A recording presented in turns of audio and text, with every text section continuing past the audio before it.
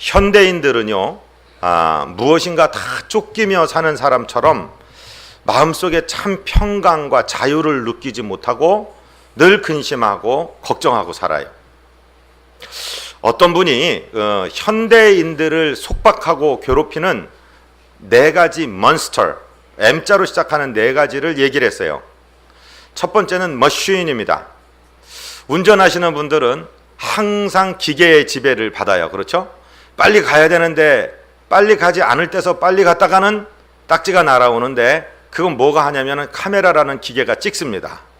그리고 전자메일을 붙이는 기계가 발송하고 벌은 우리가 받아야 되고, 그러니까 그걸 또 피해 가려고 또 무슨 내비게이션이니 무슨 GPS니 이런 걸 달아가지고 다니면서 기계의 지배를 받고 사는 것이 현대인들.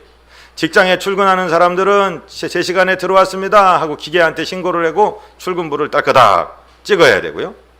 시간의 지배를 받고 기계의 지배를 받아요. 두 번째는요, 매스라는 단어는 다량의 이런 것입니다. 그래서 매스컴, 매스미디어, 또 요새는 다량 소비의 시대는 매스 컨섬션, 이런 것들로 인해서 우리가 많이 지배를 받고, 어떤 때는 군중 사이에서 특별한 대우를 받는 사람이 있는데 그 특별 대우를 받는 대열에 못 껴서 또 고생을 하고, 또는 군중 사이에 들지를 못해서 또 고생을 하고, 이런 경우가 있습니다. 세 번째는 might라고 해서 힘과 권세가 없고 권력이 없으면 힘 있는 사람들은 뭐 전화 한 통화로 일도 척컥척컥 해내는데 힘 없는 사람은 고생하고 힘들단 말이죠. 그런가 하면 우리가 제일 두려워한 것은 뭐니 해도 머니예요. 머니가 없어가지고 그저 그냥 두려워하고, 자식 교육도 시켜야 되는데 미래도 대비해야 되는데 내가 나중에 늙어서 우리 자식들이 나를 도울 능력이 없는데 이러면서 걱정하고 근심하고, 모든 이런 중압감의 자유를 누리지 못하고 평강을 누리지 못하고 살아가는 사람들이 오늘 우리라면, 1세기의 성도들은 대부분이 유대인들 아니었습니까? 그 유대인들에게는 무엇이 멍해가 되었냐면은 율법이라는 조항이 613가지나 되는 지켜야 될 조항들이 늘 따라다니면서 괴롭혔습니다. 그래서 그것을 지키지 못하면 바리새인들과 서기관들에 의해서 아주 강력한 경고를 받고 제재를 받고 비판을 받고 백성에서 떨쳐지기도 하고 쫓겨나기도 하는 그런 아픔 속에서 살았습니다. 그런데 오늘 본문의 말씀은 성령 하나님, 이제 신약시대에 들어와서 예수 그리스도의 보혈을 전하고 예수 그리스도의 공로와 권세를 전하는 성령 하나님을 만나게 되면은 그 성령 하나님이 계신 곳에는 자유함이 있다라고 우리에게 말씀해 주십니다. 도대체 이게 무슨 말씀인지 오늘 이 말씀을 통해서 정말 오늘 예배를 끝났을 때는 한 분도 두려움이나 근심이나 염려에 속박당하지 아니하고 주님 안에서 자유케 되는 하나님의 자녀의 권세를 누리는 우리 모두 되시기를 주님 이름으로 축복드립니다. 오늘 말씀을 잘 이해하기 위해서는 구약에 있었던 사건을 하나를 공부를 해야 돼요. 구약에 이스라엘 백성들이 이집트에서 400여 년간 종살이를 하다가 광야로 이제 탈출하였습니다. 하나님은 40년 동안 광야 생활을 통해서 이스라엘을 훈련시키시고 이제 젖과 꿀이 흐르는 가나안 땅으로 이제 백성들을 들여보내시기 전에 하나님이 백성들에게 지켜야 될 약속, 율법을 주십니다. 그것이 정확하게 얘기하면 613가지인데 그것을 축약해서 10가지 지켜야 될 10계명을 2개의 돌판에 새겨주십니다. 직접 새겨주십니다. 그리고 모세와 직접 대화를 나누십니다. 모세가 하나님을 보기를 막 소원했더니 하나님께서 그래, 네가 나를 정면으로 보면 너는 죽는다. 그러니까 내가 내 영광으로 지나가게 한 다음에 내 뒷자락을 살짝 보여주겠다 하시면서 출애굽기 33장에 보면은 하나님께서 모세를 바위 틈 사이에 넣으시고 당신의 손으로 가리고 지나가셨다가 하나님이 지나가신 다음에 그 뒷자락의 영광을 보았는데 모세의 얼굴에는 광채가 났다고 기록하고 있습니다. 그래서 모세가 시내산에서 2개의 돌판, 즉 하나님의 10계명을 새긴 2개의 돌판을 들고 내려올 때 그 모세의 얼굴이 그냥 환한 광채가 났어요.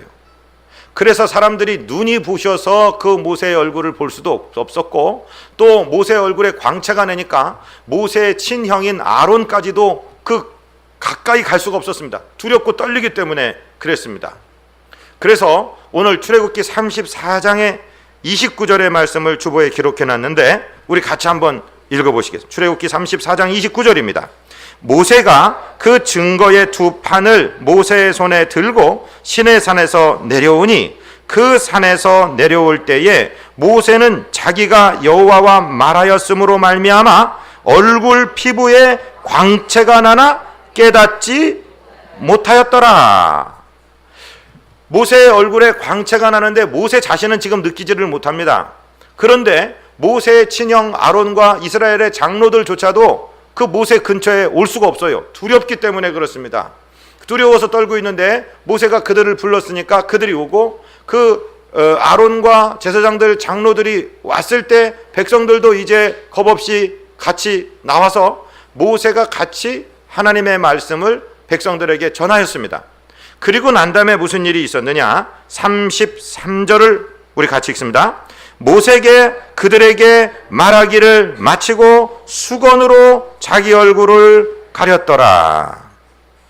여태까지 모세가 자기 얼굴에 수건을 덮었다 했는데 왜 덮었느냐에 대해서 한 서너 가지의 학설이 있습니다. 첫 번째 학자들은 모세의 얼굴에 광채가 났기 때문에 그 눈이 부셔서 모세를 바라볼 수 없어서 가렸다, 이렇게 얘기하는 사람이 있고요. 두 번째 학자들은 모세의 얼굴에 광채가 나는 것 때문에 가린 것이 아니다. 왜? 지금 오늘 말씀을 비추어 볼 때는 수건을 연체로 백성들과 대화했는데 뭐가 그렇게 눈이 부시고 광채가 났겠느냐.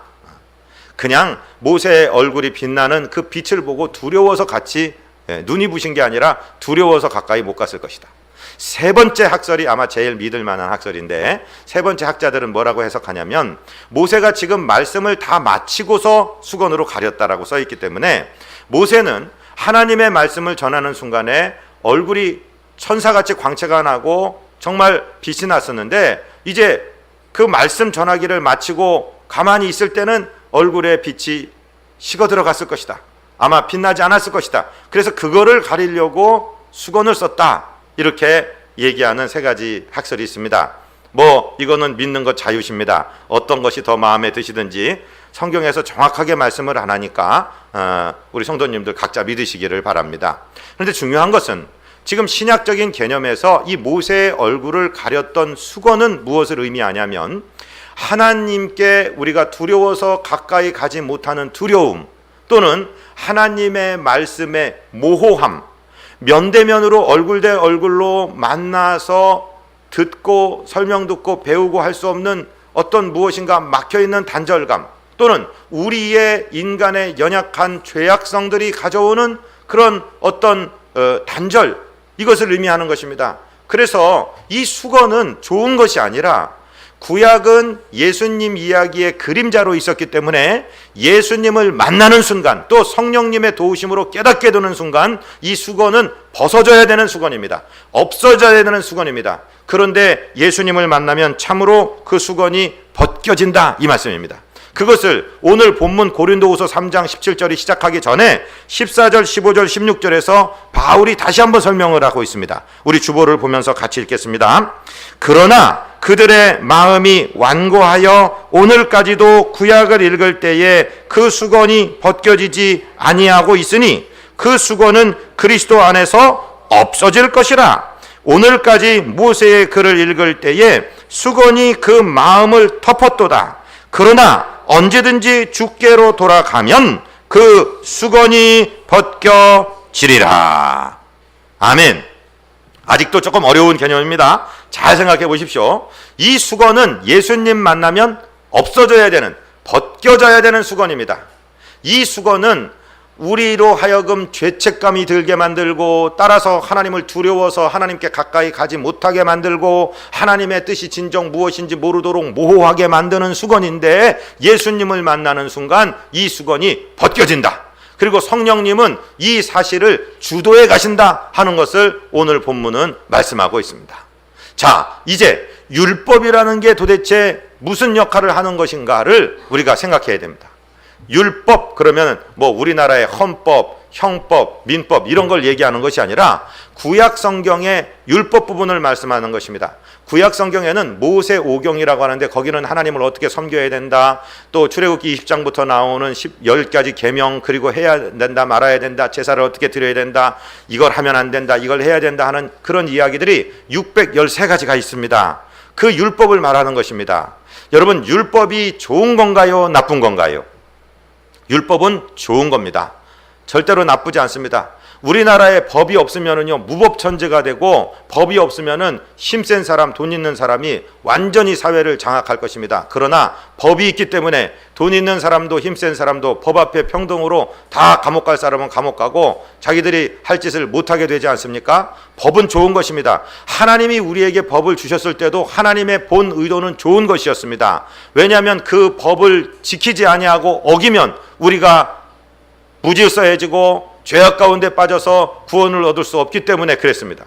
그런데 법에는 하나의 약점이 있습니다. 법을 범하기 전까지는 아주 순기능을 하는데, 법 밖으로 벗어난 사람, 죄를 저버린 사람에게는 어떠한 영향력도, 건지는 능력이 없다는 거예요. 그렇기 때문에 법은 약합니다. 그래서 법의 기능이 무엇이냐면, 이 법을 보니까 내가 죄인이구나 하고 깨닫게 하는 기능이 있습니다.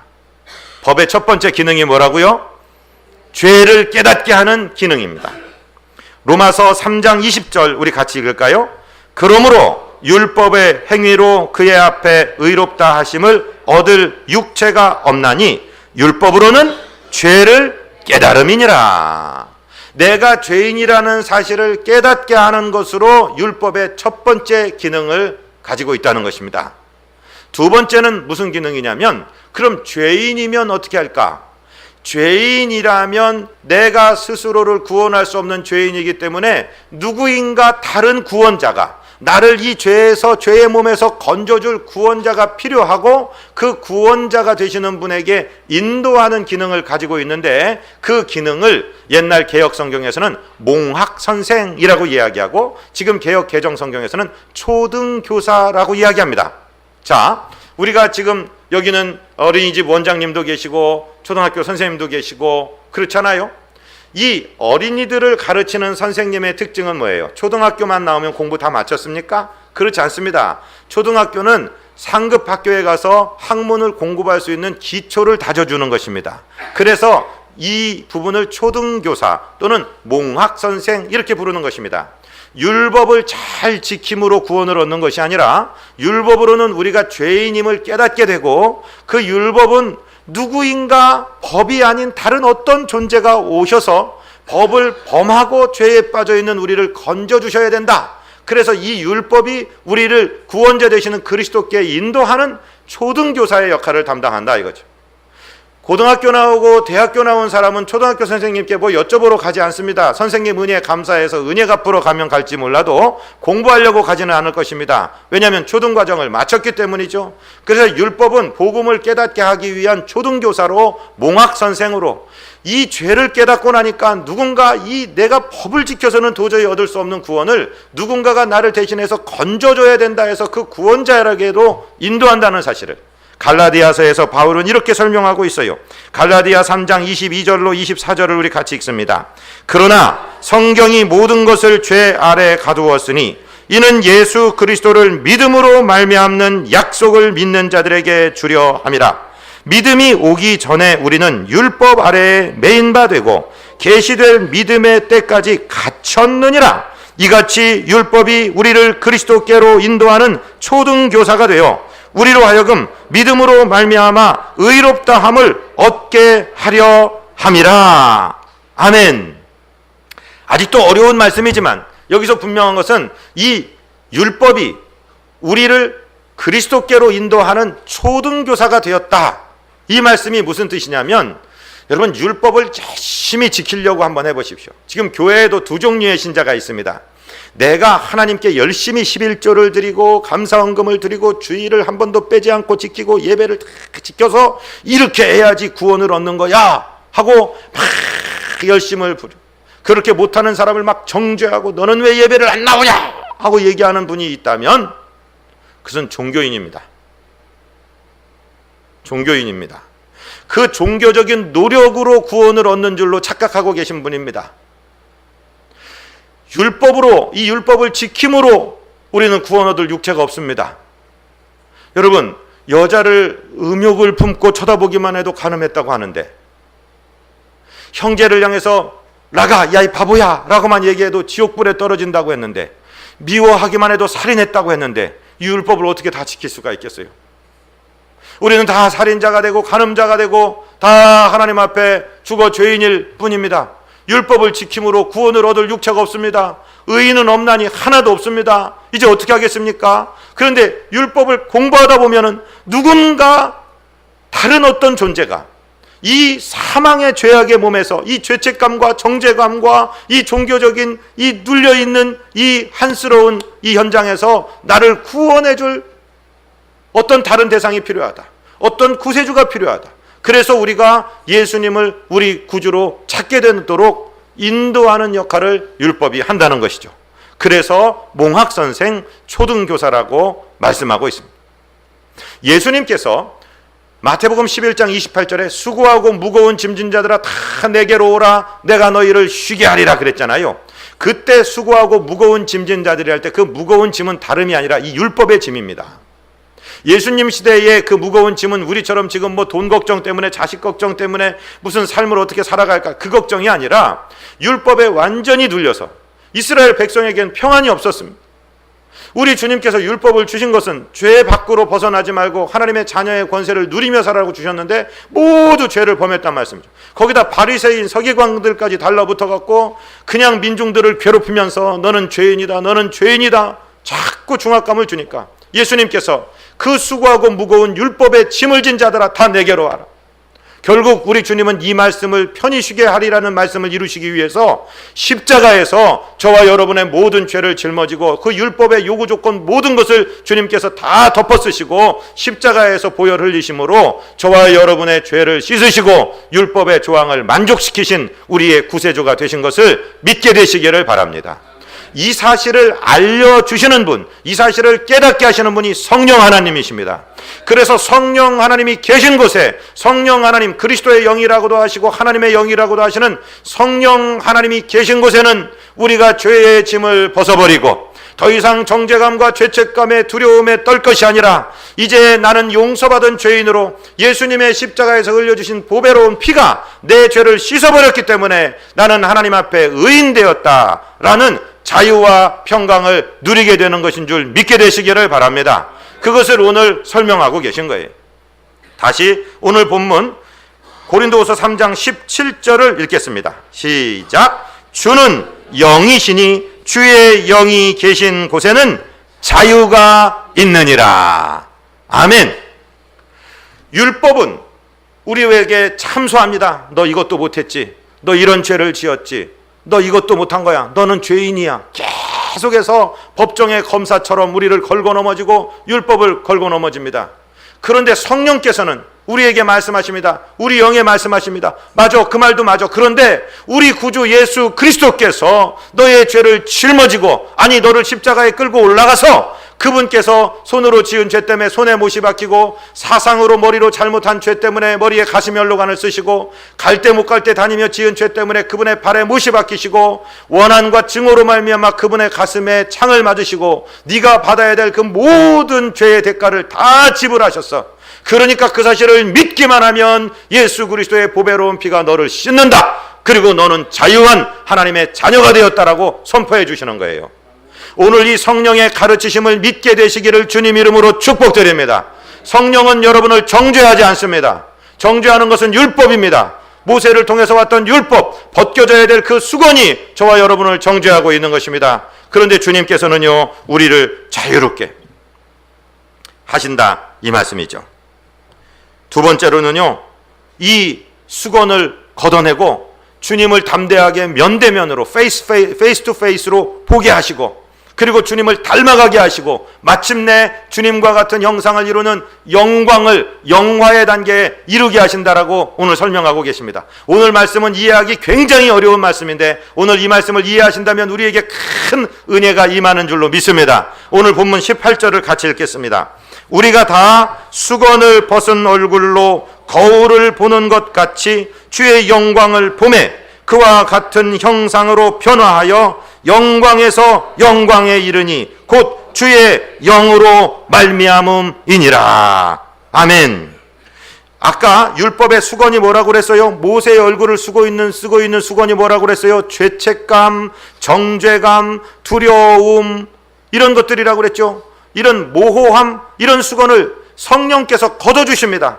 주의 영이 있는 곳에는 이 수건이 거쳐나가고 우리 구주 예수 그리스도를 페이스 투 페이스로, 면대면으로 만날 수 있는 엄청난 은혜가 있다는 거예요. 그리고서는 우리가 점점 예수님을 닮아갑니다.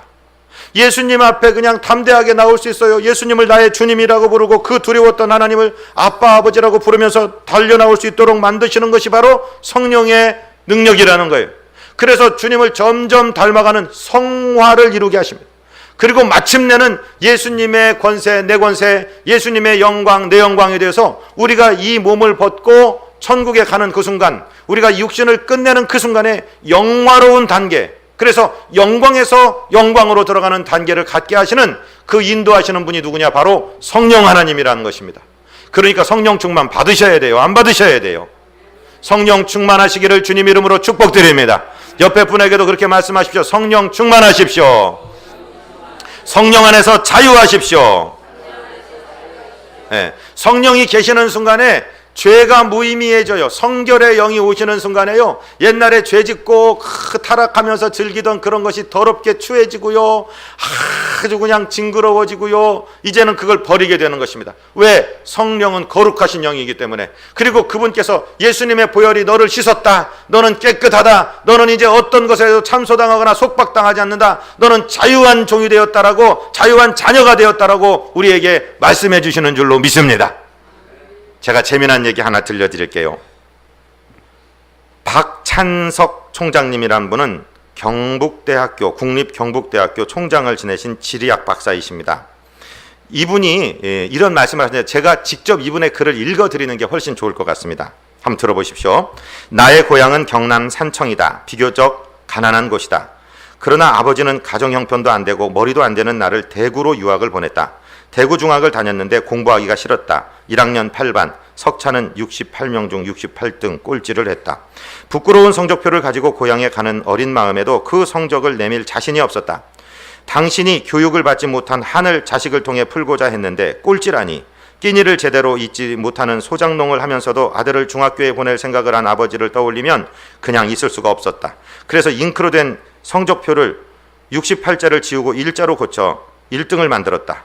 고쳐 아버지께 보여드렸다. 아버지는 보통 학교도 다니지 않았으므로 내가 1등으로 고친 성적표를 알아차리지 못할 것으로 생각했다. 대구로 유학한 아들이 집으로 왔으니 친지들이 몰려와 찬석이는 공부를 잘했더냐고 물었다. 아버지는 앞으로 봐야지. 이번에는 어쩌다 1등을 했는가배 했다. 그러자 친척들은 아버지 이름을 부르며 명순이는 자식 하나는 잘 뒀어. 1등을 했으면 책거리를 해야지 했다. 당시 우리 집은 동네에서 가장 가난한 살림이었다. 이튿날 강에서 멱을 감고 돌아오니 아버지는 한 마리뿐인 돼지를 잡아 동네 사람들을 모아놓고 잔치를 하고 있었다. 그 돼지는 우리 집 재산 목록 1호였다. 기가 막힌 일이 벌어진 것이다. 다음 날 아버지 하고 불렀지만 다음 말을 할 수가 없었다. 그리고 달려갔다. 그 뒤로 나를 부르는 소리가 들렸다. 겁이 난 나는 강으로 가 죽어버리고 싶은 마음속에 물속에 숨을 안 쉬고 버티기도 했고 주먹으로 내 머리를 내려치기도 했다. 충격적인 사건은 이후 나는 달라졌다. 항상 그 일이 머리에 맴돌고 있었기 때문이다. 그로부터 17년 후 나는 대학 교수가 되었다. 그리고 나의 아들이 중학교에 입학했을 때, 그러니까 내 나이 45세가 되던 어느 날 부모님 앞에 33년 전 일을 사과하기 위해 어머니 저 중학교 1학년 때 1등요 하고 말을 시작하려고 하는데 옆에서 앉아 계시던 아버지께서 알고 있었다. 그만해라. 민우가 듣는다. 여기서 민우는 손자의 이름입니다. 고 하셨다.